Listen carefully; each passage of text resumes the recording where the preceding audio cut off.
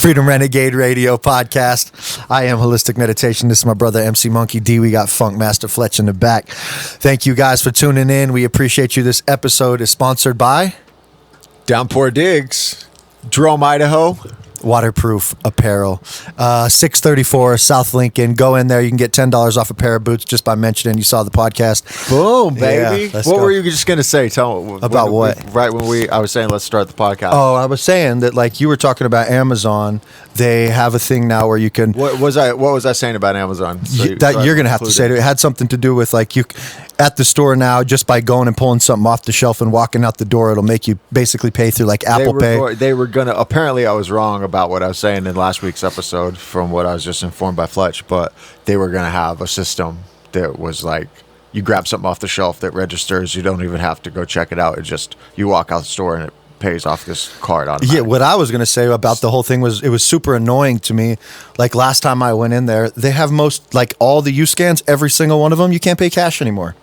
That shit pisses me off so fucking bad. I thought that was a step towards this other implementation, but yeah, it annoys me, dude. It's not going to happen because they can't get it to work. They just, instead of just like having new machines, all they did was just completely block the cash part. It's like, it's so annoying to me. So you have to go through a regular checkout. So I don't even know why, because it costs them money but doesn't it cost them money to process transactions through a debit card? I think, it costs you money. I don't know. No, it doesn't cost me money. It costs them money. Okay, well, maybe it does. But either way, they're still making profit from making a sale. So yeah. They probably don't care. But I'm pretty sure that those machines were jamming.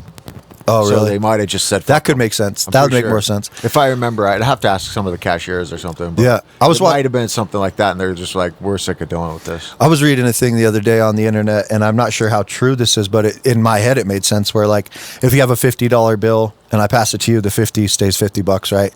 Let's minus it. I was actually reading it. But Tate says this. Yeah, okay. Fuck, what was it? Oh, yeah. So, 50. Sorry. Thank you for that. But if I have the $50 bill and I pass it to you, it stays $50. Let's minus out inflation. But if every time I use $50 on a debit transaction, like if I make 30 purchases, the amount of the percentage that the company is taking from each transaction for the credit card purchase, on 30 purchases, the $50 is like back to the banks. Yeah. They own that because of the percentage they're pulling every time. I never had considered that until I had heard it. That pissed me off too. I was like, whoa, dude, that's kind of a strange little loophole. Yeah. The 50 stays at 50, but when you interact with it and transact with it through online, the system, it slowly eats that 50 into nothing. Yeah, it was kind of crazy. So what happens with that money? I think the bank owns it at that point, or whoever owns the credit card companies, which I'm sure is closely associated with the banks. Do you think that's just one way that they're slowly like creating poverty? I mean, I think it's a smart way to steal money. A fucking gap between rich and poor. I think it's a smart way to steal money, really. I don't know. It sounds like it to me. What they're really trying to do is phase out cash, though. If you phase out cash and you can do that, they own more money because they get a percentage of each transaction. It's crazy. It is crazy. It is crazy. Oh, dude, did you see that this kind of reminded me of that. The Mark Zuckerberg is building this like $22 million bunker in Hawaii. Oh, yeah, I did. What the shit is that, dude? It's fucking the reset. That's what that is. Dude, like apparently there's been like 9 billionaires that had hired this one particular guy to come build massive complexes of these bunkers underground that you could live in for up to like 5 years. Yeah, he's got like a mansion above and below it's like way bigger. If I remember right. Yeah. I just saw the video about it the other day as well. I bet we probably saw it around the same time. But yeah, below it's like real fucking big. And it's got like, what did it have? Shit. Do you remember some of the stuff that was below? It had like fucking first aid shit. And it had like stuff to take care of you. Like yeah. So you could live for 5 years. It wasn't just it wasn't like, oh, it had a kitchenette. It had like shit to make sure that someone was good in case of like a cataclysm happened. The bunker though also was like nuclear blast proof too. So like if there's nuclear bombs, I thought that it was a weird location though to be in Hawaii because there's so much water. Yeah, I felt the same way, but it is the most isolated place on the planet. Okay. I'm pretty sure that Hawaii is the most like. I feel like that'd be the last place I choose. It's the farthest from anything else. Yeah.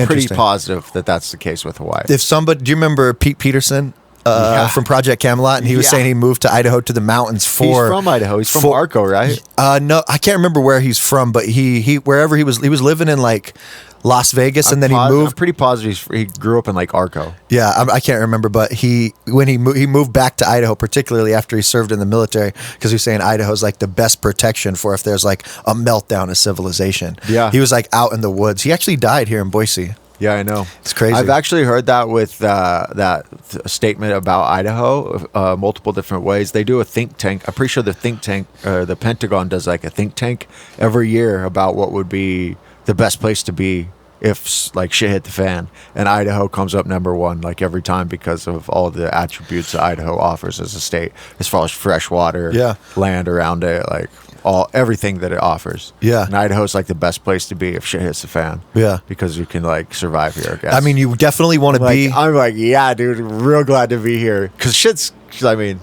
to bring it back to what you initially brought up, why he's building that, it's because the reset's coming. People don't fucking know much about it. I think people can feel it coming, but I'm pretty entwined with it. It interests me very heavily, to protect myself and to move into the next era of whatever society's going to be in a fashion that is what's a good word for it? I can't think of the word. Shit. You're killing me. Clip this out. What's the word called? I can't think. I have no idea what you're trying to say. Like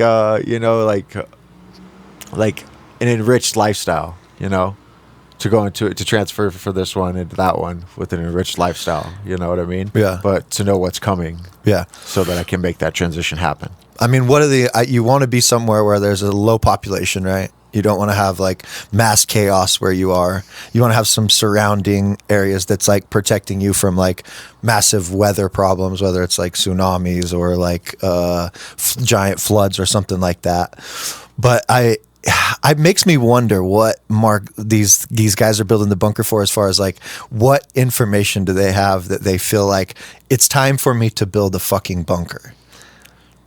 Probably deep information on that shit that I was mentioning, I would imagine. Yeah. They're like, this is going to come.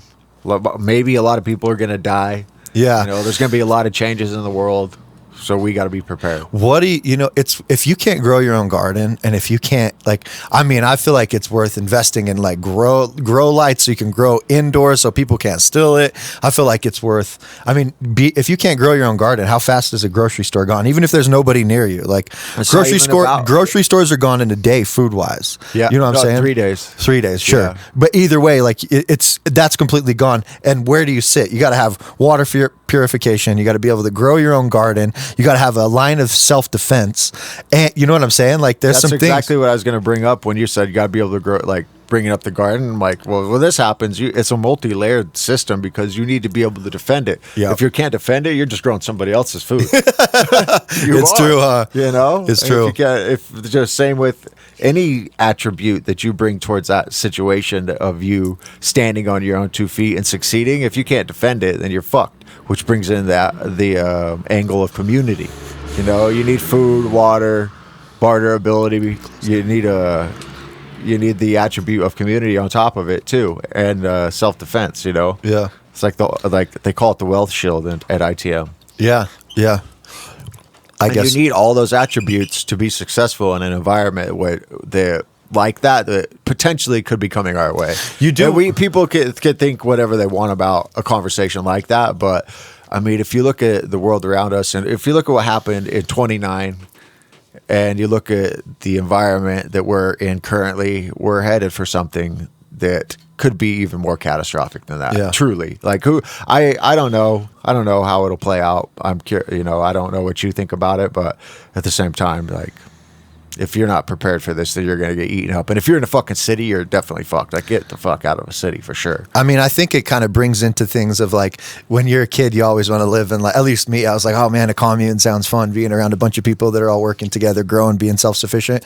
I feel like if something like that does happen, you just want all your favorite people around you. It sounds like a fun opportunity where you gather together, pick a nice little spot and fucking grow all your food, work together, protect it, you know, like that sounds fun as shit to me. Chaos is exciting to me in a really weird way. When shit crazy starts happening, it makes me like, okay, we're living now. Yeah. You know what I mean? It feels good. Well, I think it might be a change to a change of the norm. Yeah. You know, people in this norm of society, and watching it kind of crumble is kind of an exciting thing in its own ideology. But then when it comes to that generalization of what you're just saying, you know, like that chaos kind of does stir that up. Yeah. In me too. Yeah. You know what I mean? Yeah. But imagine, like, you feel that way probably because you feel like you have a foundation of stable relationships to return back to, in a community to return back to if something like this does take place, that you feel like you're sound, you know what I mean?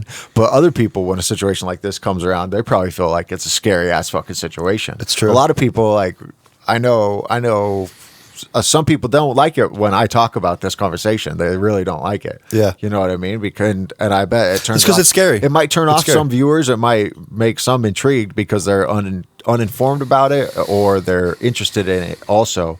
and also going to be crushed when it happens. Fuck, if it did. dude. If you're not prepared for this shit when it happens, dude, yeah, you're going to be fucking eaten. It makes me sad when people have asked, oh, like, who's your best friend? Or a lot more people will say like, oh, don't trust anybody. I'm like, it's sad to me to think that, because I literally have 15 people I could name that I trust with everything, that I genuinely feel like so much love for and such a good connection for. I have at least 15 people in my life that I have 100% faith and trust in them as a friend. Yeah. You know, it makes me sad when I think about that. But that's also, you're right. That's why it's so exciting to like imagine everybody living together in their own little places and growing and contributing in their own ways. There's always problems because people are lazy as fuck. That's like one of the hardest things as I've lived with people throughout time, is just noticing how little people contribute to the house or wherever you're at.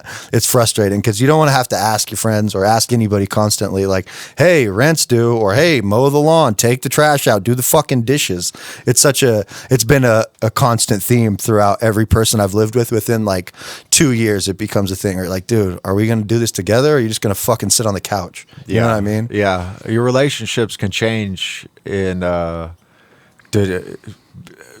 it can change determined by the proximity that you're at with each other. You know what I mean? If you're not living together, you have a certain relationship with somebody, and with that same person, you have one relationship. But when you move in with them, it can completely change. You know what I mean? Yeah. Sometimes for the worse, sometimes for the better. Sometimes people mesh. I mean, sometimes people just don't, and you just need to not move in together. Same with girlfriend and boyfriend, you know? Yeah. Move in together goes fucking train wreck. Dude, I mean, or opposite. Even with us, like, we get along better than most people, and it doesn't matter who it is. Even if you're really close with them and you communicate really well, which is really the barrier, is good communication in those situations.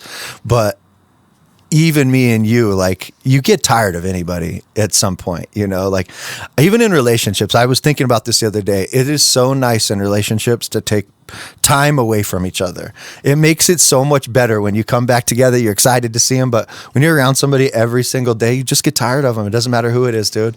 No matter, because everybody needs like time to decompress and be alone and surf on the computer or be quiet or do whatever they need to do. But when you're together all the time and this constant static from, oh, what do you want to watch? I don't know. We'll watch this. Like, trying to decide this constantly instead of just doing what you want. Like, it's nice to just do your own thing, come back together, and then you're like, oh shit, happy to see you, you know? I do. Yeah. It creates mundane too when you're just always there. There's no like spark of like excitement. You know what I mean? To have to be like, oh, let's continue to do this. You know, it's easy to just fall into a routine of like coming home, chilling, watching a show, making dinner, and going to bed, and not like really engaging in your relationship because you're doing the same thing routinely every single day. You know, it's easy to fall into those patterns. But when you break away from them, can create that spark of excitement a little bit more. It is always nice when you have some healthy things to do together, you know, whatever that is. Yeah, just like we were talking about on the other episode with the garden. Yeah. You know, that shit's amazing. Working out, the garden, whatever the fuck it is, like something. Two of those cooking, those three things, exercise, gardening, and cooking together are great for everybody's relationship. Yeah. You know what I mean? It's like a good core thing that everybody can do together. Yeah. Whoops. Fucking whoops, dude. Dude, right before we got on here, I was watching. Something I wanted to say. Oh, go ahead, please. No, go I ahead. can't remember what it was, but it's okay. Okay. Go ahead. No, I was just right before we got on. I was watching all these bloopers from Seinfeld and the whole group, like Larry David, Kramer, the whole cast was sitting together and just analyzing the show, and it brought me back to like. For me, when we were young, Mom and Dad would watch Seinfeld, and so that like right after the news, and so we would kind of just chill out and watch it together. So it brings a sense of comfort. But that show is so fucking good, dude. It made me wonder. I'm like, what do you think the top 5 sitcoms ever are? If you had to really like narrow it down, like what would you say your top 5 sitcoms are? And tell me why too. I don't even know if I have top 5 sitcoms because I'm not much of a huge sitcom person. Really? I've seen them. I mean, I've seen them. Obviously, everybody's seen them just growing up in the 90s, watching TV and shit. I'm a huge Seinfeld fan. Seinfeld's definitely my number one. I don't know an order after that. I like Boy Meets World. Oh, really? Boy Meets Is that a World sitcom? I guess. Yeah. Okay. Dude. Okay. That shit was great. Boy Meets World. Okay. That shit was really good. Yeah. Frasier was good. What else? I can't really think of any off the top of my head other than that. Would Breaking Bad could be considered a sitcom? I don't know. More of a drama. It's more of a drama, I would say.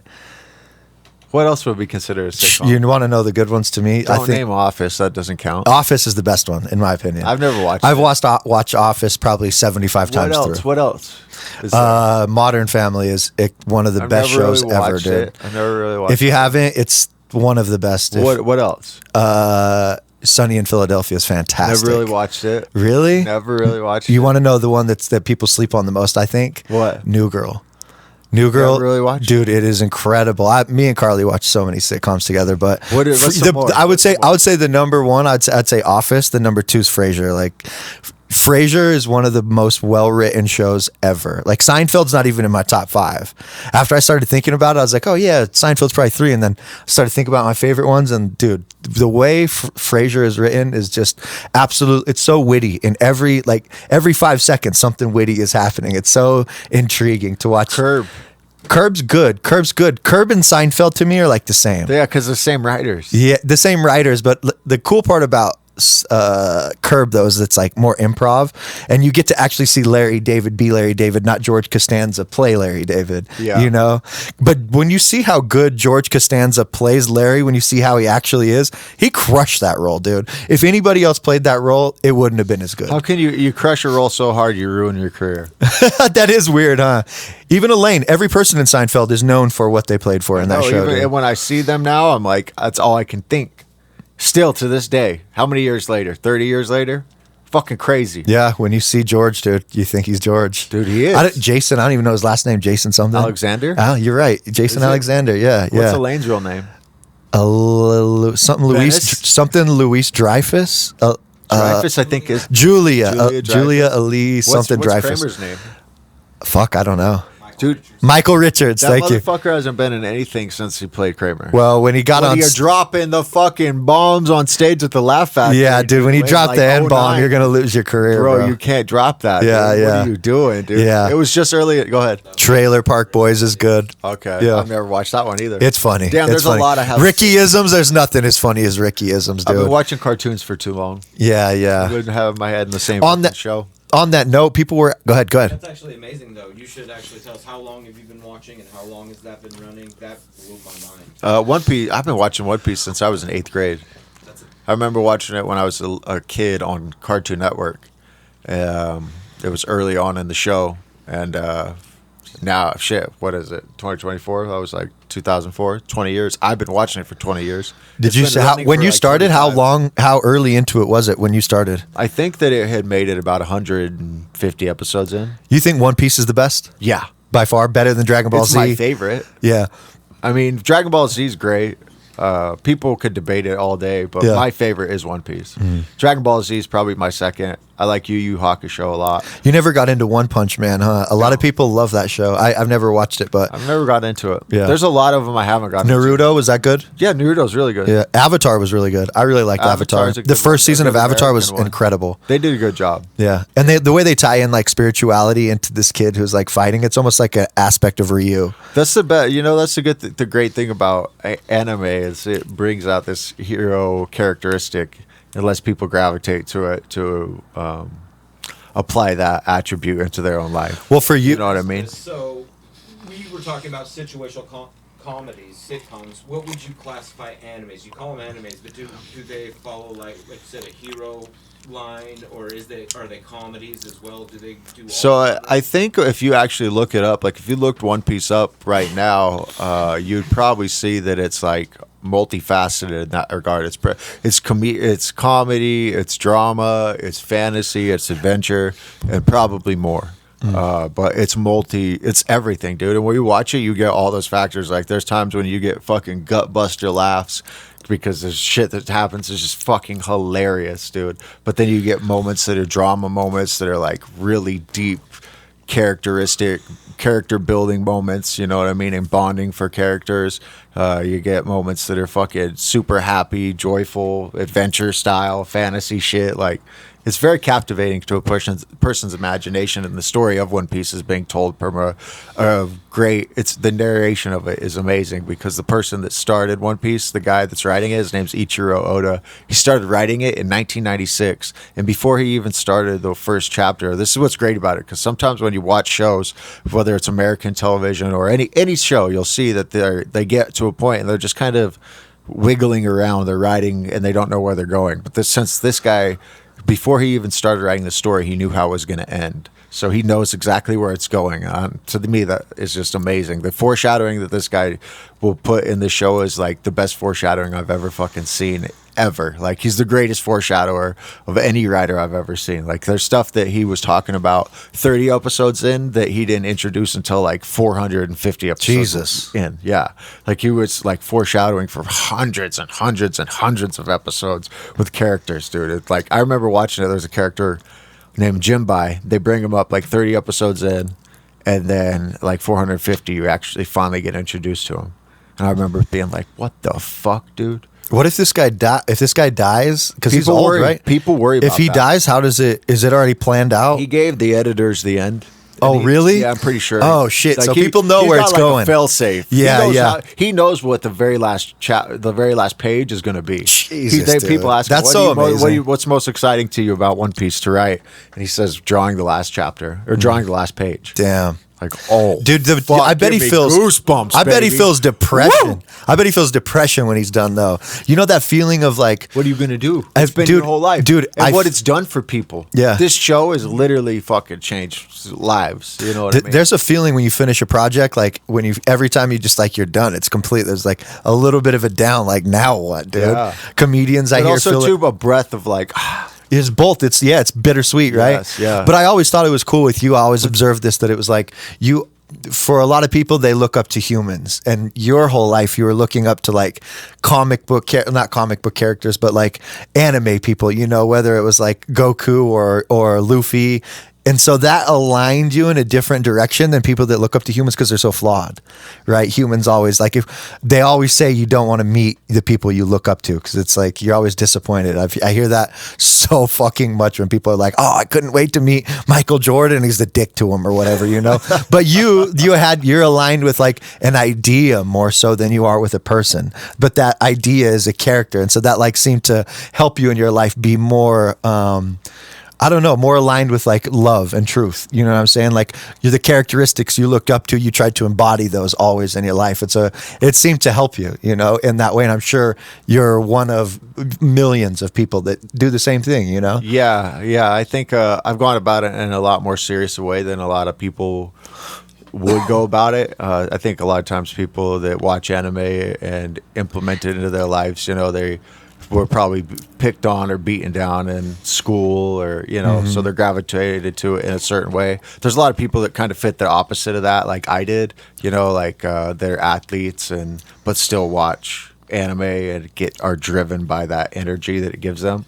But for me, like, I feel like I took it deeper by this, and I know this is one of our questions. Why did I was going to tie that in? Yeah, MC Monkey D.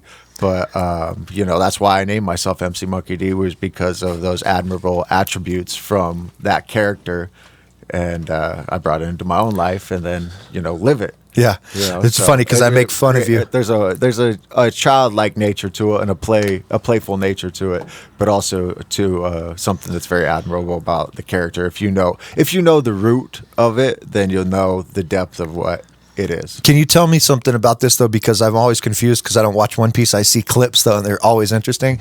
It seems like there's like you're MC Monkey D Luffy, right? But it seems like there's like more Monkey D's. Well, that's the thing. It's not Monkey D Luffy because it's like a family. Yeah. Okay. So in One Piece, they have Monkey D Luffy is like the main character, and then he has a father. His name is Monkey D Dragon, and then his grandpa's name is Monkey D Garp. Okay. And then he has a brother. He has two brothers. They're both like they're not his brothers. They're like stepbrothers. So Okay. Ace isn't actually his brother. Okay. And Ace's name is Portuguese D Ace.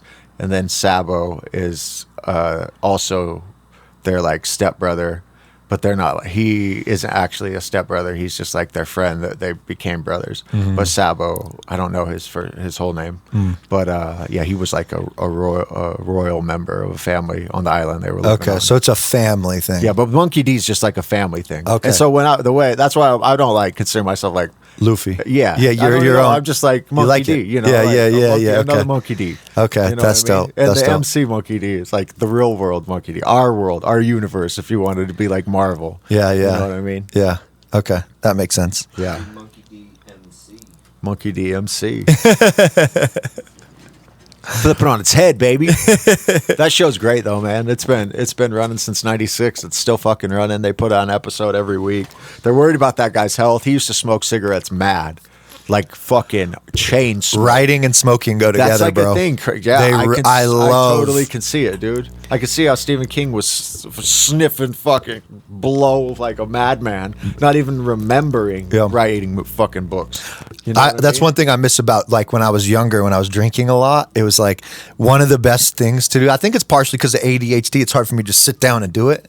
But man, get it like waking up in the morning, wait until about 11, pouring a glass of wine, sitting there writing, smoking some cigarettes. I'm just like, you get in the zone. When I put those away, it didn't really it didn't affect it that much. I thought it would affect it more than it did, but man, you could really get in the zone when you catch that buzz, dude. I think nicotine really triggers a part of the brain that really helps with writers. Yeah. You know what I mean? Yeah, there'd be times where I'm like writing a song and I've been stuck on 2 bars for like an hour, and I'll walk outside and just smoke a cigarette and not thinking about anything. Boom, idea will hit me. It's My God, there it is. People in creative natures, like Einstein, always with a pipe, dude. Yeah. You know, like Churchill, dude, getting drunk all the time, fucking smoking cigarettes, getting drunk. Like there's a history of writers just heavily addicted to drugs, dude.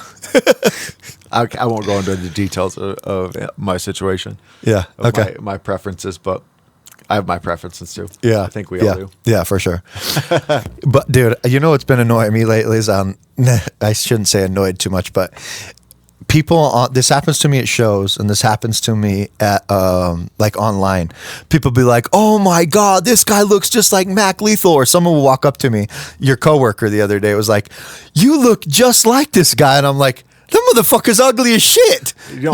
Whoever that guy was, you didn't look like him it's at funny. all. It's funny to me when I'm like, my self-image is much higher in my mind than what people show me a picture of. I'm like, what the fuck is this? Does that ever happen to you where people show you like, oh, you look like this guy? Dude, it happens all the time. Like they won't, people that are watching this podcast specifically and maybe haven't seen me with a beard wouldn't maybe know, but like if you go back to the last podcast and watch it, you might know. But all the time, in person and on our fucking TikToks, whether we're live or just putting a video out, all the time people say I look like George Masvidal. Oh, dude, you get that all the time, all bro. the time. Like, every time we're live. Like George Masvidal. When did Masvidal start rapping? Like, shut the fuck up, dude.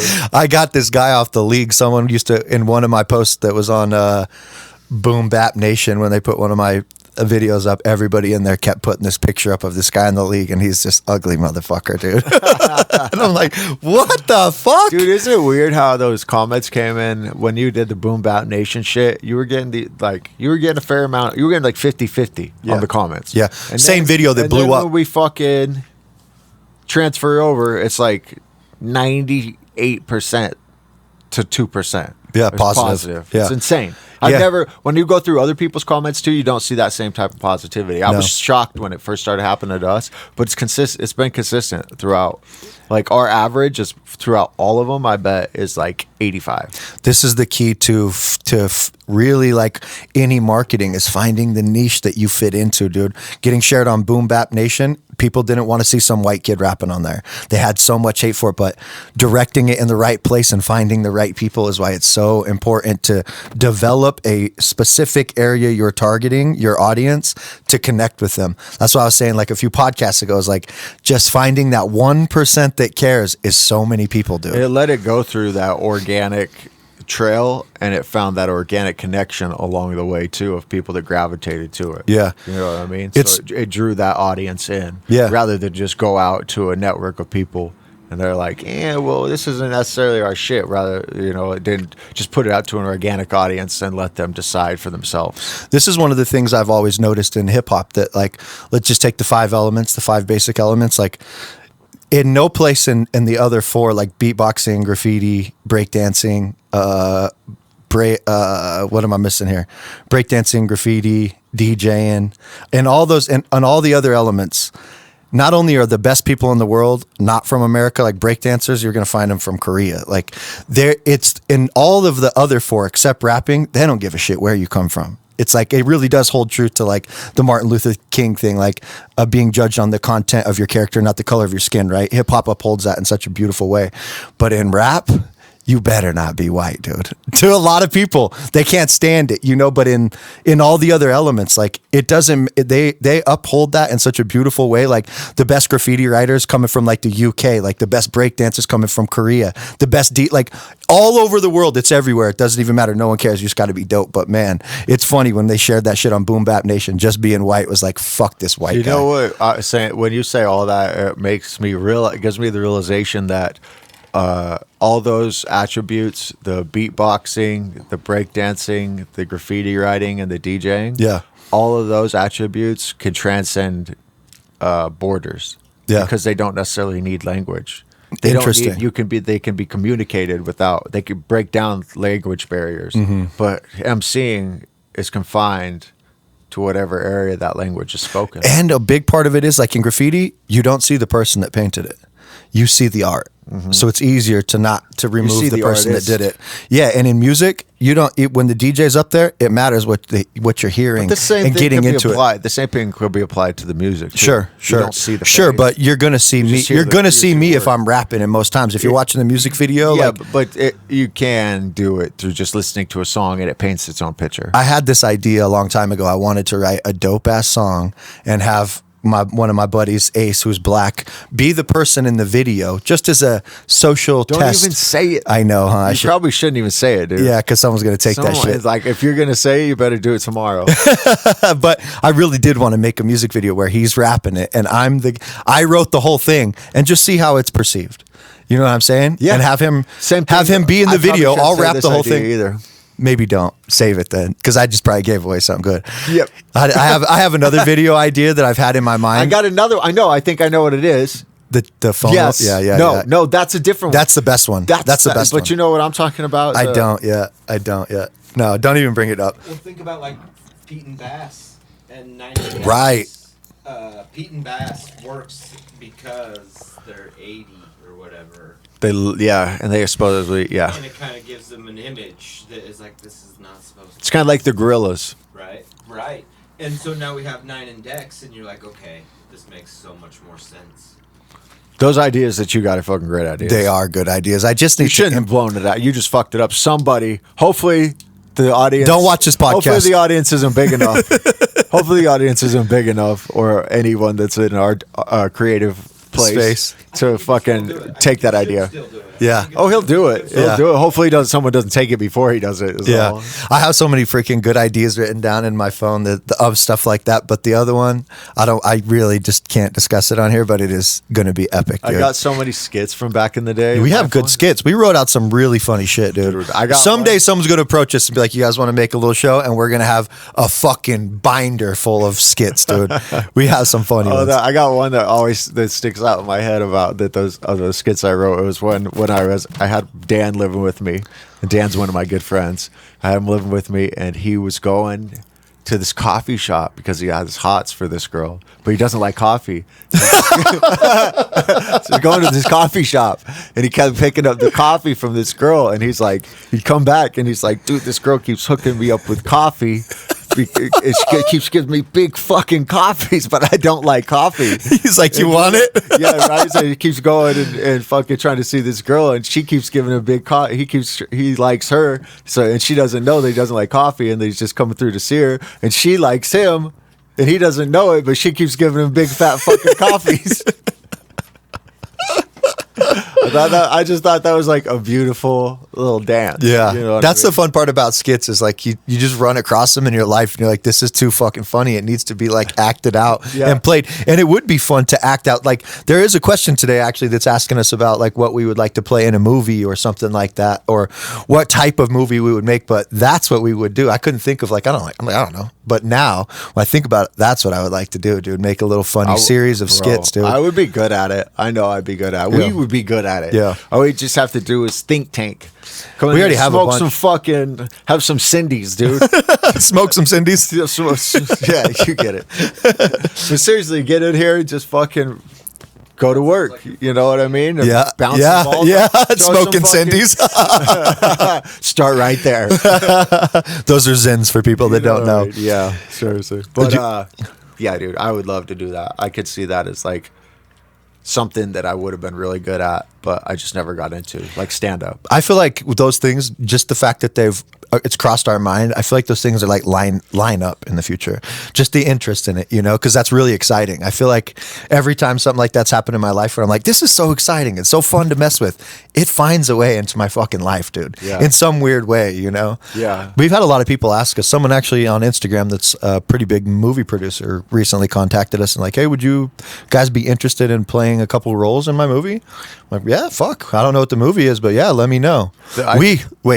There was a guy that approached us in the gym, that African dude that was making movies for Boise State. He asked us to come be a part of the movie. We agreed to it. Then he tells us the roles that we're going to play, and we argued about this. Because one guy's a brother that's level-headed and the other guy's an extreme racist. And so we argued, who's going to play the racist? I know, dude. That's a bad look. Yeah, dude, I'm not going to play a racist. First role for a rapper. Yeah, for anybody, dude. Rapper. Yeah. I'm going to come play a racist? Like Django, like Jamie Foxx talks about with like Leonardo DiCaprio, when he has to say the N-word over and over and over in the fucking movie. And like it's a weird place to be in if you're a white guy trying to do that, right? He did it. I haven't even seen it actually. Some white guys get in there and just unleash the fear. You're like, you're giving me the green light? Dude, have you seen there's a reel going around with Theo Von and like this fat other comedian. I cannot remember his name, but they pop into in Instagram Live and the guy's like, man, I just got in here. I just shut a guy off for being racist. And Theo's like, man, you know what I like to do when I want to say it? I just write that shit down. I just write it down. He's funny as fuck, dude. When he's on Rogan, he says it's like that. It's funny too. Yeah. Like he just comes and just hits you. I just write it down. Yeah, dude. You fucking guy, dude.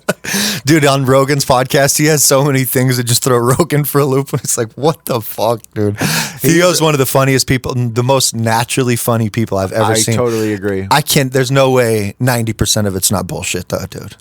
Like when I listen to him, like not this much crazy people do crazy shit. That sounds real because he was addicted to coke. That sounds like something. Yeah, he was a drug addict. Yeah, he was a coke addict. He's sober now. Okay. He was a coke addict for a long time. He talks about partying in his house by himself and fucking putting on sweaters, sniffing coke, putting on different jackets, making little things in the blender, making smoothies, having fun, locking himself out, and his neighbor that owns the complex comes up because he actually goes to his door like, hey, I got locked out. Can I get a key? And he's like, what's going on in there? And he's like, there's just a Christmas party, but nobody's in there. And he's like, what? He's just like trying to come up with a way to get into this room. And the guy unlocks it and the blender's running and there's nobody in there. And he's just coked up at 2 a.m, dude, wearing like 6 different sweaters, just feeling himself, fucking regular drug addict shit. You'd think he would have stripped off a couple of the layers of sweaters and hit him behind the stairs or something. Fucking knocked on the door. The blender was just in there running by itself, dude. That's fucking great, dude. Yeah. Okay, those ones are on? Yes, sir. All right, to there we go. resume that, what you had brought up on our in-between session was that billionaires are bad. They're takers. You said billionaires are takers. I did. I said. And I had said that I didn't feel that way, you felt like billionaires Say were what takers. say what you had said initially, that how you felt about that, why they're not takers. I feel like they provide. I feel like they do know loopholes around society because they have reached a certain echelon of the game of society where they find ways to keep their money because they probably given more in taxes than people will in their whole fucking lifetimes. They definitely have. But, when you're making that much money like a Tesla or a Amazon, so they, if like you're like fucking a Trump, you're going to find the ways to keep the money. But at the same time, they didn't become billionaires without finding something that society needed. Whether it's the iPhone, whether it's Amazon and their shipping or the way that they designed their whole fucking company, the same thing with Tesla. All of these things provide something that society has accumulated or wanted or needed. And the market I feel like they dictated it. have provided for people, I think that also does come with things where they have done what they can to keep what they get. Yeah. But at the same time, I don't feel like they're takers by any means. And I feel like, all 3 of those companies has actually moved society forward a little, if not just a little bit. Yeah. Fletch, say what you had thought about that. So first, something that always comes to mind, I think it was the comedian Lee Camp had brought up that, like, it's really interesting that we have that show on TV. What's it called, where people collect all the things? Oh, hoarders, right? Because they have this unhealthy obsession with things and they can't stop. But we don't call billionaires hoarders. It's kind of an interesting thing because they're taking in more than they could ever use in their entire life. And when we look at the TV show, we call it a mental illness. But we don't call that if it's a bank account. And that's a really interesting point because these guys are doing something that may help our society move forward. But does that mean that they should be able to lower the standard of everybody else's life because they have more than everybody? Like, in a factor that I don't think people can understand, because billions is one of those numbers that we talk about, but we don't. It's a number that is really hard to really comprehend. And that's why, like, when you had said that before, that's like, to me, it's really hard to find another example of something that works better than capitalism, because a lot of times socialism does become communism, and then you get ruled. Trying to share the money makes it so your work right isn't rewarded. But you're also right about, you do have to hire people for a really low wage so you can build your company. And so I think a lot of times, like, I definitely think that's a good point. A lot of times those people leave the company to go try to make a better idea that the marketplace will appreciate, like what you're saying. You know what I'm saying? Like, they saw, like, I'm never going to get a living wage, so I have to create something that the market respects enough. But a lot of times those get blocked by the rich people and good ideas are killed. So both these things aren't black and white. You know what I'm saying? They're like, it's there's a lot of anomalies that exist within it. And, like, to me, a lot of people think that money is the problem, but to me, it's a better system than trading is. People always want to go back to trading, but the dollar is a medium, right? So if we want to trade and you have ducks and I have horses, but you don't have enough ducks to get a horse from me, we can't trade.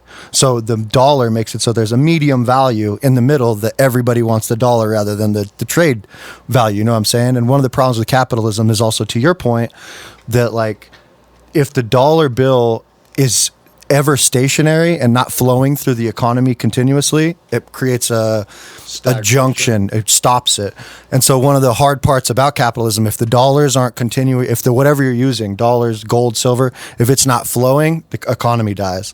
And so that's one of the money, in my opinion, is a beautiful medium. And there's probably way better ideas that we haven't ran into yet. But for now, in my opinion, it's better than trade. But you're right to the hoarding aspect of there's a deep greed in these people to be better than other people, and the more money they make, the better that they feel inside their head.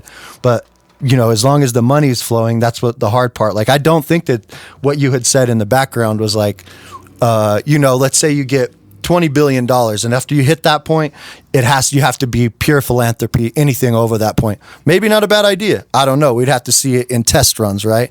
But essentially, personally, I don't think that money is definitely like the problem. You know what I mean? Yeah, I don't think money's a problem, but just sticking back to the baseline statement, I feel like they don't take, they give. That's how they became billionaires, because they created something that society. I watched a clip, I think it was just last week, of Warren Buffett saying if every billionaire was to pay their own tax proportionally fair, they might have a bigger number, but percentage-wise, it's a much smaller percentage than the average person pays. And he suggested, Warren Buffett, one of the world's top billionaires, suggested that if every billionaire paid their taxes, no American would have to pay any taxes. That's interesting, and that's one thing that's should that be the case? I think this is one of the they shoulder the whole tax of the nation. The next question I think that a lot of people don't think about, that is there's tax evasion. That's illegal.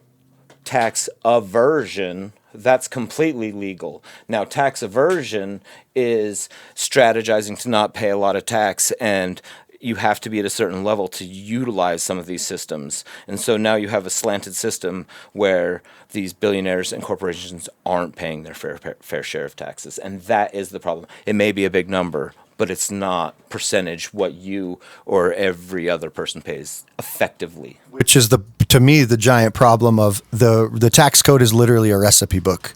And if you understand the recipe book, you find ways to be able to get out of taxes in a legal way. Yeah. But we're never taught financial literacy in our entire life. When you're the highest echelon of income coming in, you're going to know the best ways to implement that. This is my point, is the people who designed the system set up a tax code that's a recipe book that they didn't tell everybody else.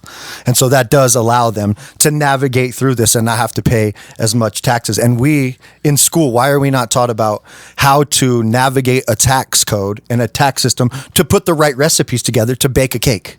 Right? Like, we don't know how to bake a cake at all. We're like, well, I got flour, and they're going to take 50% of it, because we don't know what to do with the money when we do make it. We're never taught it. And so there is clearly a barrier that was created, but because of the internet, if you really want to know now, there are hundreds of teachers out there that can teach you how to actually legally use the tax code to keep yourself away from having to pay as much and also create more wealth for yourself, right? Through trust, you know what I'm saying? Yeah. Yeah. Yeah.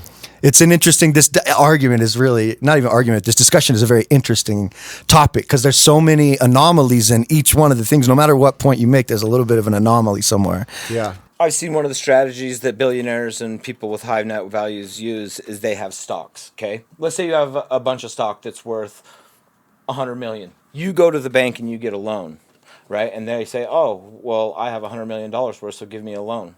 And they take a small loan, and then when it comes tax time, they say, well, oh, you can't tax a loan, so I have no tax. I don't pay any effective tax. And then so when they run out of that money, they go get another loan. Yep. And then their value of their stock is appreciated. So they're never actually paying tax. You can't do that. I can't do that. I think we could. Well, we can. To a degree, but not on the level that they did. You're going to have to build it the same way they did. Really, they're just using a broken ass system in their advantage.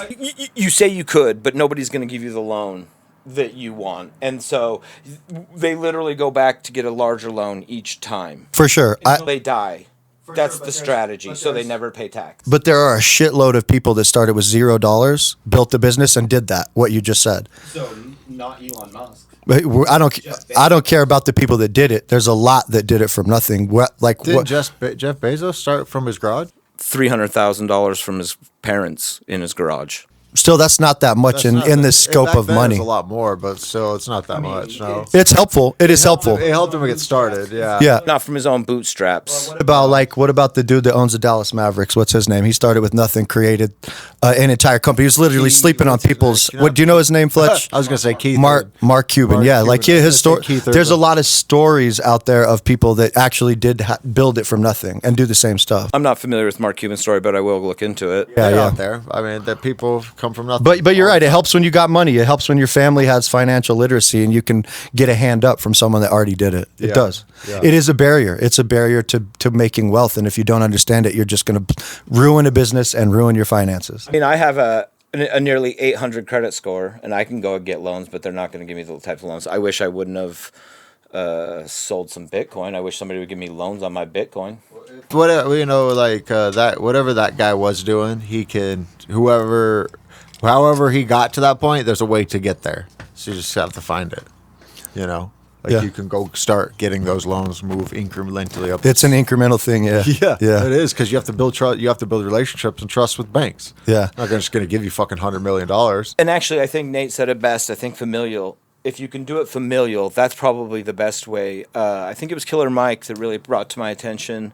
I believe he was talking about how long dollars stay in your own economy. He said in his economy in Atlanta, the dollars would come in and they would go into different stores, whether it be McDonald's, this and that. So your dollars don't stay in the economy and they don't really get to do anything. They just go out. And I noticed that in my hometown. I think all the dollars are going to like Walmart.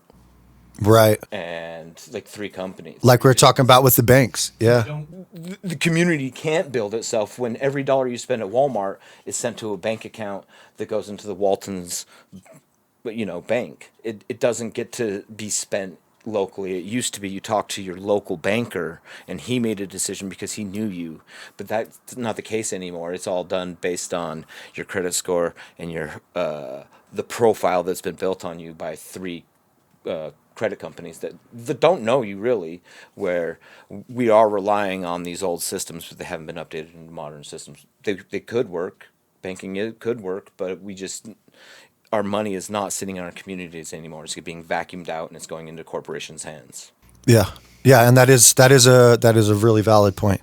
But so is yours. I genuinely agree with you too. I think both sides are true. I really go ahead. That money thing I think comes to the breakdown of society, because it's not unified as much as it used to be in the early 1900s, And I think one thing that's really cool is that people that actually do keep the money in their communities really well is Mormons. Yeah, there's a lot of communities. Jewish people are good at it too. They stay within the circle and they spend money in their communities. They're really good. Yeah. I thought this is digressing, but and I'm sorry to interrupt you. No, go ahead. I saw this thing about the Mormon church would never have to they could pay the taxes for everybody, or it was something crazy about how much money the fucking Mormon church makes. It was insane, dude. Whatever. I know church is not getting taxes pisses me off. But here's another thing that really it reminds me of what you're talking about right now. You remember we listened to the guy talk about his ibogaine and 5-MeO DMT experience, and when he came back from it, when he came back from the 5-MeO, he literally couldn't understand where the hell does evil come from? He went into the deepest place in his being and felt this immense amount of love that he was certain we all come from, and him trying to be like, what? How does something like this happen? And Graham Hancock presented this idea on Rogan a long time ago about all politicians to even be qualified have to go through five ayahuasca ceremonies or something like this. And I think something like that could be so beneficial for a culture of like having a deeply religious experience that reminds you that we are all connected, because it's easy to get separated into a survival mentality when you want more. That's what that survival mentality is like, I need more or I can't survive. I have to protect all this, but I don't care about you. It's not seeing the other as yourself, right? And so something like that could connect yourself into that source to remember that this is for the betterment of civilization, and that mentality of survivalism, and I'm going to get all this. What they really want is to protect themselves, but if we could all work together, it would work better than them, what they think that would work best for them. It would actually work well for them and other people if we could come together in that type of way. I know that's a giant idea that seems like a pipe dream where we live right now, but the aspect of being able to share and build together would provide the survivalness that it would satiate that need to be in survival instincts, and it would help everybody at the same time. You know what I'm saying? And they would get everything they're looking for through this sharing if we could come together, right? Yeah. I know that's a pipe dream, but No, I mean, it would be a fucking great idea. It would be a great thing to implement. yeah. Because it might make people operate from a different lens, which is very important, because what you're saying is true. They're operating from that survival mentality or a greed mentality rather than all for one. Yeah, then harmony or like abundance, right? Yeah. Yeah. Like love. Yeah, love. And that's what those things tend to bring. Those two different mentalities make your reactions or actions or your movements very different. Yeah, You know? it does. It does. I always thought that was interesting that you could, like, the things they're looking for. It's the same way when people do this in love. They think by possessing their partner, they're going to get the love they want, but it never works. It's like the opposite is actually true, that allowing them to be themselves, whether they leave you or not, will flourish love. Love needs the foundation of freedom to really be flowering, right? And so if you're not allowing someone to be themselves and you're trying to force them to be something, the love is suffocated immediately. And by allowing them to be that, it's actually the opposite. You'll get what you'll want. You'll feel love by allowing them to be themselves, at least from yourself, whether they reciprocate it or not. And so it's the same way that the people that want to hoard all the money, they don't realize the opposite is actually true. The more that we can work together, the more that survival will feel satiated, you know? Yeah. And ultimately, it would be better. Yeah, it would be better. Because everybody would be happier. But also say that again. A lot of this stuff is about to be tested with automation, and I think it'll be really interesting, especially going forward. So when we get sorts of automation, so do you think the few companies that do it, they just get to rule dominion over the world? Like OpenAI, because they came up with this great idea. You asking me? No, he's just stating something. Okay. The way he's looking at it. Some of these companies, they deserve what they get. And so, like, OpenAI is about to change the world. They are currently changing the world. They're the people behind ChatGPT, right? And I saw last week that we're probably about a year or so from call centers not existing because of large language models. They'll just be crazy. They'll be able to do it better than you just won't need them. And I think that we're going to have economies that are all AI controlled. So automation is going to test both capitalism and kind of a sharing of resources economy. And I think if you taxed the fucking churches, you could probably come up with a way to give people the money. You know, it's a hard place to find. Where's the money going to come from if you're going to, because AI is clearly going to take a lot of jobs away, and a lot of people are going to be broke if they don't have those jobs, even more so. You know what I mean? And so what do they call that when they share the money? It's like everybody gets a certain amount of money every month or something. Oh, you're talking about a UBI. Universal basic income, right? And so, I mean, if you got to come up with the money, tax the fucking churches. Or billionaires, again. I think like Warren Buffett, one of the billionaires said, if we paid our fair share, nobody would have to pay tax. You know, Yeah. I think that it's a way that they're going to implement that reset, because they're going to have something like this AI come in and people are going to be losing all their jobs, and they're going to say, oh, we're going to do my money in those, so well, fuck it. We have this CBDC. We'll just print you the money for free. But then, little do they know that's a fucking slave. Yeah, it is, dude. It's all the fun. You sucking your freedom out of your life. 50 years later, after you're just a great grandpa, and they forgot about how this all happened. You'll own nothing and be happy about it. You can't do anything because you have a social credit score, and if you go fucking speak against the government, they'll shut you down. If you hang out with somebody with a bad credit score, they'll drag your credit score down. Yeah, it's crazy, dude. We're in the middle of. Oh my God! And this will slowly creep into our lives through the next fucking couple lifetimes. So us and our children and their children, just like it already happened from the Fed and the devaluation of the dollar since the Fed came into play in 1913. Yeah, slow play, baby. Yeah. Sorry, I kind of. No, you're not wrong. You're really not wrong, dude. You're really not wrong. It's the latest chapter in that same book. Yeah. It's just, I mean, I could see that as the way that they implement a CBDC and say, well, here's a way we'll just give you free money. We'll give you UBI.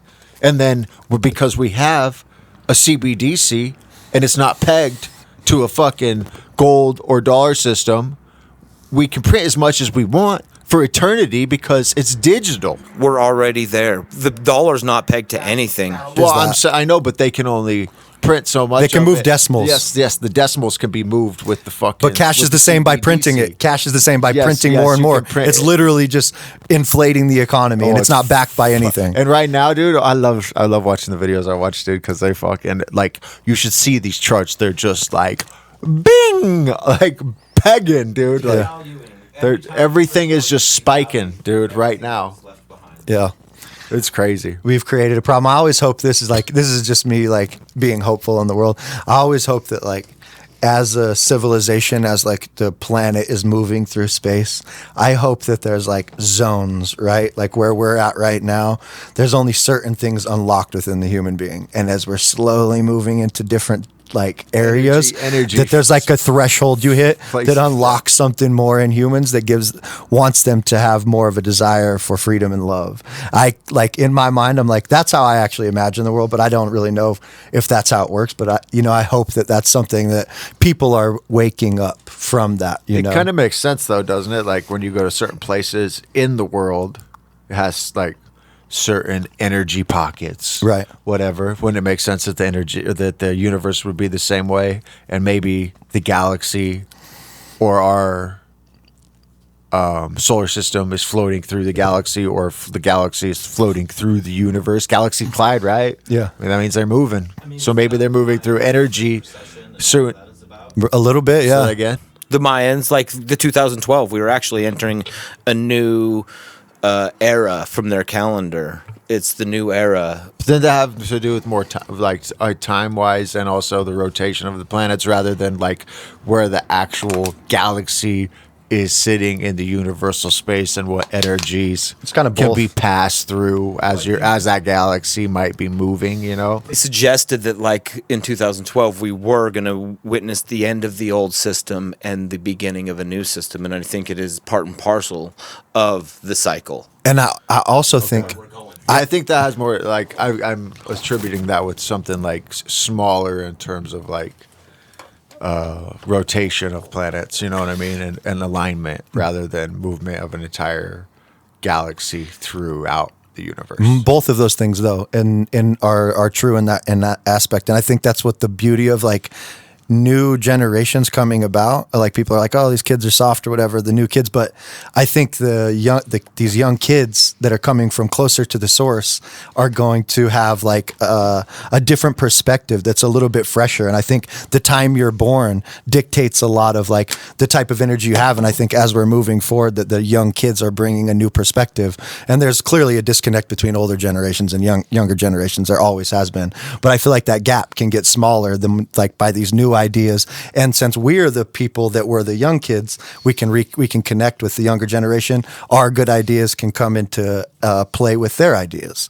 You know what I'm saying? So I think as we're moving through space into better zones, in my opinion, or more loving zones, that those kids are bringing a fresh perspective for us to listen to, and they'll be able to connect with us because we try not to force our perspective on them, and we can connect on something. That harmony between the two different eras is necessary for that.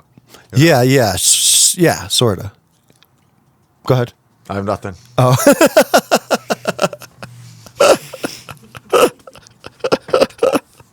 Yeah, we're in the middle of I'm just looking at you like, we're in the middle of a giant experiment, though. Really, this humans have that ability to just hopefully try to choose the best thing for everybody. But we're a hyper intelligent species that also has the ability to completely hurt itself. Yeah, which is true. as a dangerous and also a very beautiful thing. Yeah, I think ultimately, though, even on an individual basis, everybody just wants to live a good life. Yeah, that could be a driving factor to harmonize and make the world a better place. Yeah. So all you can do is take it upon yourself to spread love, be a blessing everywhere that you go, and whatever you do inside of your life, even outside of how you treat people.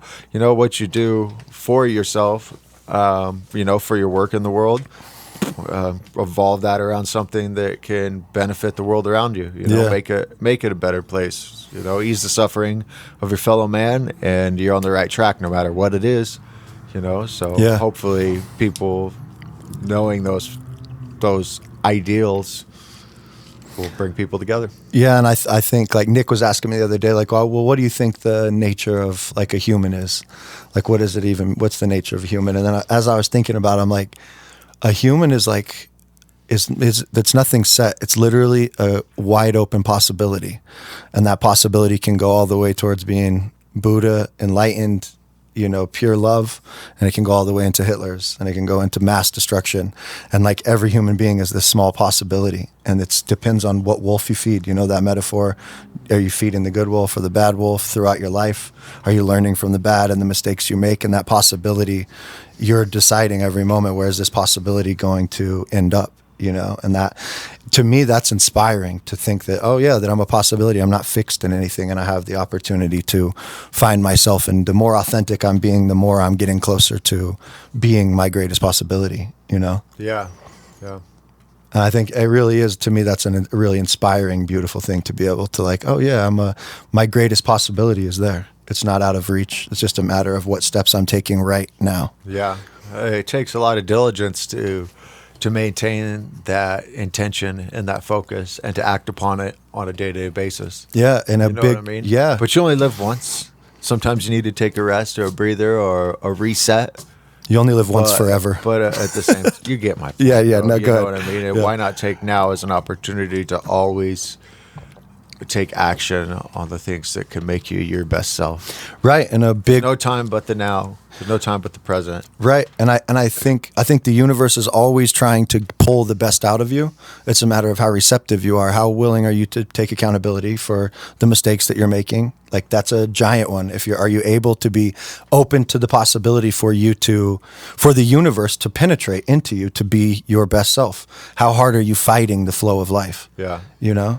How much can you listen to it and make that adaptation and change? That's a good point. That's a really good point, because how well can you listen to it has to do with how internally quiet are you?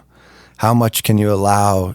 How much can you hear yourself? How much can you hear that little voice inside of yourself that always knows where it wants to go? Everybody can. Some people are just better at ignoring it, I think. This is my point, though, this is why it's important to spend times with yourself being silent and quiet, so that voice can speak up a little bit instead of you cluttering it with all of your thoughts and all of your emotions. And the quieter you are, the more you can perceive those, and they'll naturally go away by your silence. I think sometimes people don't realize that they're creating this chaos around their life to almost silence that.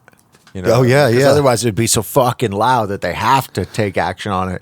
But when you create all this chaotic shit in the external, then it creates enough distraction that you don't have to answer to that. This is You know another. what I mean? So when you see people running around, fucking drinking, boozing, moving through life so purposeless, then all they're doing is distracting. And you always notice, I always notice that when you're in those environments, a lot of these people always are talking about the same type of shit when it comes to, I'm going to do this. God, dude, it annoys me so much. I'm going to do this here, so I'm going to do this soon. And it's one thing when you're 18, 19, 20 years old, going to the bar, you're just getting your fucking feet wet. But You know, if you haven't done it yet, you can do it, and I believe in you. Seriously, if you're listening to this, stop talking about what you're going to do and just start doing it. People come up to me at the bar at every show, and it annoys the shit out of me, telling me all the stuff they're going to do when they're drunk or when they're fucked up. They have all these great intentions, but in the moment when they're sober, when they wake up, they don't do anything towards it. But it does. And they keep telling me, though, over and over and over, how they're going to keep doing this for years. Like, just start right fucking now. Everybody has to start somewhere. But the intention is good. Sure. And it all starts in the heart and the mind. Yeah. You know what I mean? So it's there. You just got to execute on it. Yeah. You know what I mean? Yeah. These things, maybe intention won't take you there. Maybe this will reach somebody and they'll start executing on it. Yeah, yeah. Intention alone won't take you there, though. You're right. You got to have action behind it. Yeah, and you need to have conviction and discipline, not just motivation in the moment. Yeah, and the hard part is taking that first step, because the goal you have is so far away from that first step. But if you never take the first step, you never move any closer to it. Yeah. You know, and people just are so scared to start into it and go through the bit. Because it's hard. No, this is the thing, though. This is the thing, though. You're going to constantly, to be able to get to that place, you're going to have to fail 5,000 times. And getting good at failing is how you get to where you want to go, because you learn every single time you fail. But failure reminds them so much of the love they wanted from their parents, so it makes, that they didn't get from somebody. They don't want to feel what it feels like to be in the vulnerable place of fucking up. It reminds them all the time of, like, oh, I'm just not that good. But instead, developing an attitude with saying yes to failure will help you get where you want to fucking go. It's freestyle in its essence too. You just keep going when you fuck up. Yeah. You know? Yeah, and if you could change the lens that you look at it from, it might help a lot, because you can, rather than see it from that perspective, if you do feel that you see it from that perspective, maybe change it to one that's like, this is going to be an adventure. Right. I'm going to go through and chop down some fucking weeds through the jungle and find some fucking hidden gems. I will uncover some fucking stones, turn some shit over, find some stuff, run into some trouble, fucking run into some greatness, you know what I mean? Live a little bit. Create a life that I wouldn't have otherwise created if I didn't journey into this fucking situation with this machete and hack away at this situation. You know what I mean? And maybe get some cuts and some bruises along the way, and maybe catch a disease or two, but you know what I mean? That's what happens when you're in the jungle and you set on this journey. Well, and to your point, I promise you this right now. What's your resolve? I promise you this right now, the way you're living your life, not doing it, is much harder than you doing something. The way sitting in that the way you idle. are right now, and the depression and fear and the shit you feel, is playing life on the hardest fucking level, because you're wallowing in where you are right now rather than moving forward. That looks hard to you to move forward, but it's much harder to sit where the fuck you are. I can tell you right now, the most exciting thing I've ever done in my life is embark on the journey that we're on right now. Yeah. And doing this with you together has been the most exciting adventure and journey that I could have ever imagined in my life. Yeah. You know what I mean? And it is. It's everything in my life that's meaningful, outside of my friends and my family and my loved ones, but it too is love to me. You know what I mean? What I do, how it can impact people, and what I share with you when we do this. You know what I mean? Yeah. So it's been a glorious journey as of now. God only knows where this jungle will lead us. Yeah. But hopefully it's to some Mayan temple. Oh, shit, son. And I think a lot of it too. I think for a lot of people, don't be so hard on yourself. Lower your expectations a little bit. It's okay. You know, you don't have to shoot for the moon and miss it all the time. Lower your expectations. What can you do on a daily basis? One thing I really consider in my life, even before I was starting doing things I loved, was if you can't do what you want to do right now and it doesn't feel accessible, do the small things you're doing in your life with love. Like, if you're washing the dishes, be interested in it. If you're fucking sweeping the floor, be interested in it. Whatever you're doing, you can embody the highest love that's possible that we would feel chasing our dream and reaching the goal right now in your life by doing small things with love. You know what I'm saying? Fall in love with where you are, what you're doing. People do things for different reasons too, and in different areas. You know what I mean? And one of the things that I always talk to you about or bring up with you is when what we do here is to make sure we're always having fun. Because if we're having fun with what we're doing, then we're going to continue to do what we're doing. For one, it's creating the right recipe for success.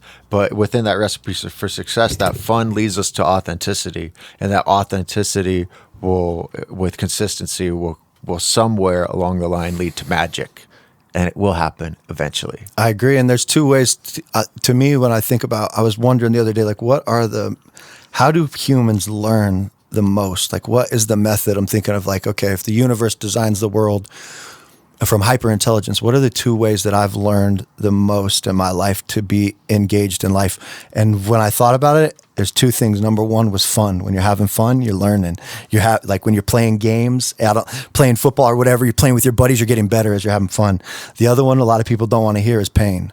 There's a lot of pain that comes with learning. There's the obstacles that pop up and the reminders of not being enough. And so embracing those two things, the pain that comes along with it and the fun that comes along with it, if one of those two things is happening, you're in a possibility of learning. So they're both different sides of growth. Yeah. Teaching you and molding you. Yeah. You know what I mean? Yeah. I've had a good fair share of both of them, especially here recently, going through prison for the last year and having to be away from everything that we have together was really, really hard on me. You know what I mean? I experienced a lot of pain and a lot of growth from that pain and personal growth. Being away from you, we've been together my whole life. Yeah. We've been together except for when you went to college. I had a year and a half without you. Yeah, exactly. I had a year and a half without you. That's the only No, I don't mean in prison when I was born. Oh, okay. So that would be 3 years total in your life before I went to prison that you were actually away from me. You know what I mean? So we're not used to being away from each other. Just being in that, just that one factor alone was hard in itself. You know. Yeah. So, that pain did mold me, though. You know, and I've experienced that. That was a difficult one. But prison was hard it wasn't for me. like For you when you were in crushing there. one by any means because the length of time wasn't too long. But at the same time, I felt that mold happen. Yeah, I also got to take phone calls with you every day and see you, but that's not the same as actually getting to work on stuff and be together. I was looking at the photo you took when I was in county jail. You took it on the FaceTime. I looked on my phone the other day. Yeah. And I saw the date on it. I was like, God damn, dude, that was more than a year ago now. It doesn't feel like it. But I remember taking those photos, how I felt in that moment, dude. It just wasn't, I felt the fucking, like, the sorrow that my heart was going through in that moment, being away from you, being away from everybody, being away from the world, being away from life. It's just like so heart-wrenching. Yeah. It's crazy, dude. People staying locked up for fucking decades. It's inhumane, dude. There's some fucking inhumane people in there, though, too. I know. You know, there's some pretty fucking violent motherfuckers. World we live in is definitely not a simple one in terms of in terms of answers. You know, when it comes to topics like this too. So I wouldn't even know what to do with it. Yeah. You know, like what if you were What if you were the guy? And they're like, what do you do with this guy? I don't know. You know what I'd do? Seriously? Well, actually, you know what? What would I know you what I would do. I know what I'd do, and this this is maybe inhumane to some people. Two things. You're Let me just do one. Some son. I would. I think there's a man if you get into something that you can clearly tell someone is very destructive in that way, you could probably find healthy ways to give them some therapeutic doses of like 5-MeO DMT, certain things like that would reconnect them with themselves and help them see through it a little bit. It'd be controversial as fuck, right? But even in Zen, there's like when you have somebody that's like extremely schizophrenic, one of the things they found that worked well is putting them in a room by themselves for 3 days with no one that they can bother. So they can only bother themselves, and so at a certain point, when you bother yourself enough, and there's nothing else you can do to distract yourself, you get tired of yourself, and you change your ways. But jail doesn't do that because there's lots of distractions and a lot of danger.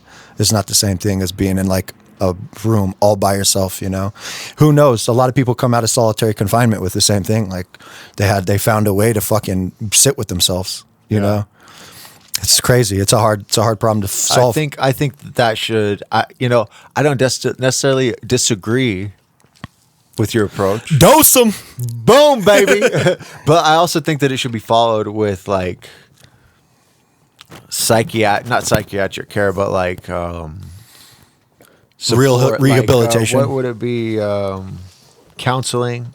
Things of this nature, really expression, getting it off your chest, communicating it with people that highly care. And that's the thing when it comes to this situation, it's almost like social work. Like social work is like drowned. And it's almost like what is it? The police.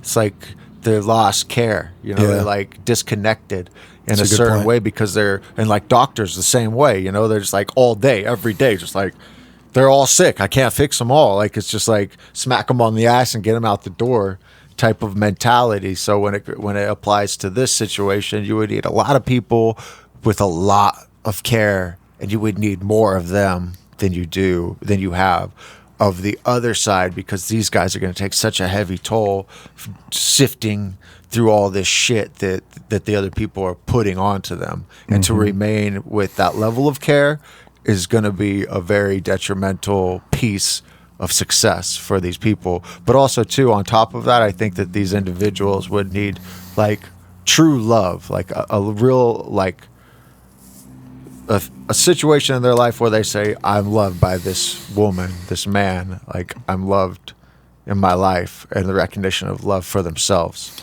You have a good point. And that guy that was on Rogan, there was like, remember I told you about that guy that was at the best bettor in the world, like he was in the top 3 people ever in gambling. When he went to prison for something that had to do with like gambling or money laundering or something, when he did like 7 years, and when he was like 70, and when he got out, he was also a billionaire, and so was he a taker?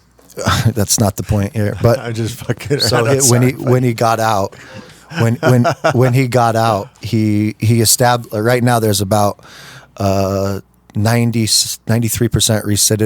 recidivism rate for going back to prison. And so in his program, they're 82% of not going back. And what the things he found first was, the most important thing was, as soon as you get out, to rekindle your relationship with your family, which is the love you're talking about, right? The other thing was to be able to provide them with a job that they could actually make good money with. A lot of people come out of prison and don't have the ability to support their families, so they go back to selling drugs. And so those two things, developing the family and finding places to get actual work. And this guy built an entire prison program after he got out. He's been out for like 4 years, and it's like 82% effective with similar stuff to what you're talking about. That's pretty cool. Yeah. The recidivism rate in Idaho, if I'm correct, is 84%. Jesus. So 16% of people make it out. It's crazy. If I could be correct. You want to check that? Would you check that?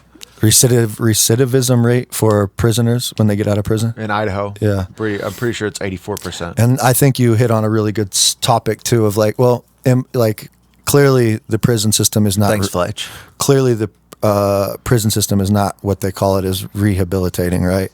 And so whatever it means to be able to, a lot of people, when crimes are committed, there's a victim on the other side of that that's like, don't fuck this person forever. But as a society, we have to find a way to care for that person, to lift up the people that society, because a lot of these are societal problems. They tried to force people to be things they didn't want to be. They rebelled, and they ended up down a dark road, right? And we're only as good as our weakest player. Right, exactly. We're a unit. Exactly. And so finding a way to rehabilitate these people, whatever that means, we have to find ways to have the compassion to help heal these people.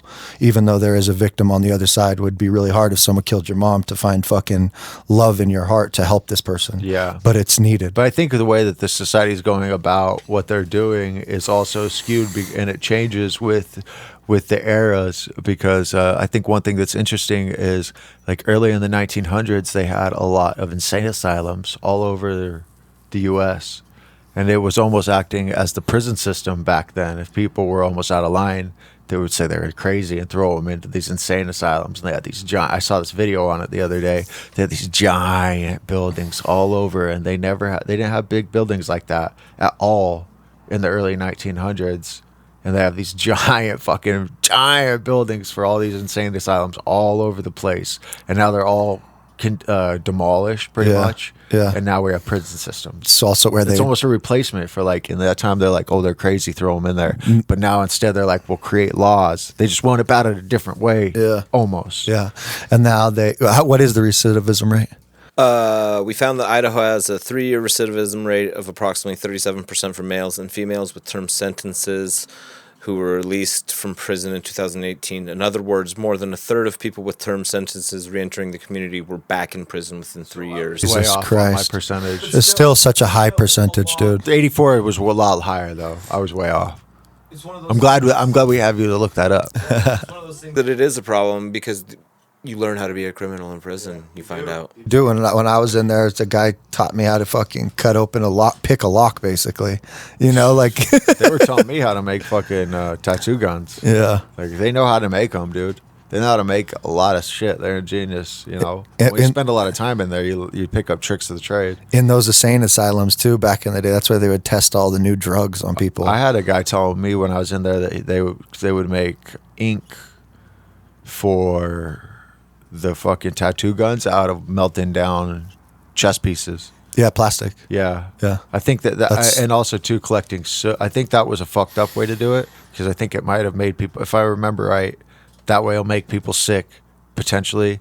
But then another way they do it, they'll burn shit and collect the soot or the dust, and then use that. You know, it really prevent. I Also, think they might burn wax and then collect it. one of the things that prevented me from getting a tattoo through my life, I learned this about 10 years ago, is like the reason a tattoo fades on your skin is because your skin is, the molecules of the ink are so big that it's hard for your skin to try. It's always trying to grab it, pull it, and process it because it's foreign to your body. So it's constantly breaking it down, trying to take it and process it through your kidney, no matter what it is, even if it's like the You want best a ones that they tattoo? have. So that's why your tattoo's fading, your skin's trying to get rid of it, right? And so it's like that. I'm like, God damn, maybe a tattoo is not the best thing to gonna put get on your one? body. Yeah, I wouldn't mind getting a tattoo, but I'd have to find something.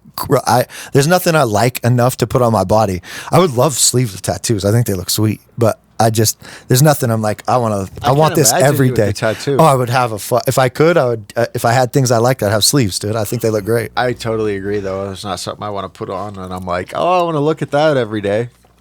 Yeah. I think we're probably right. How far are we into this? We got to be. 48. So that's probably a good stopping point.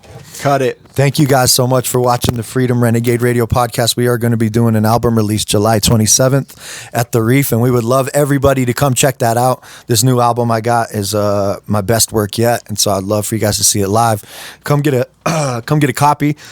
And who sponsored this podcast? Downpour Digs, Drome, Idaho, 83338. What's the address, Billy? 634 South Lincoln, Jerome, Idaho. Go get any of your wet weather dairy items necessary. Get yourself an umbrella, anything to keep you dry during the rainy seasons. Thank you guys for checking us out. We'll see you next week. It's nothing but love.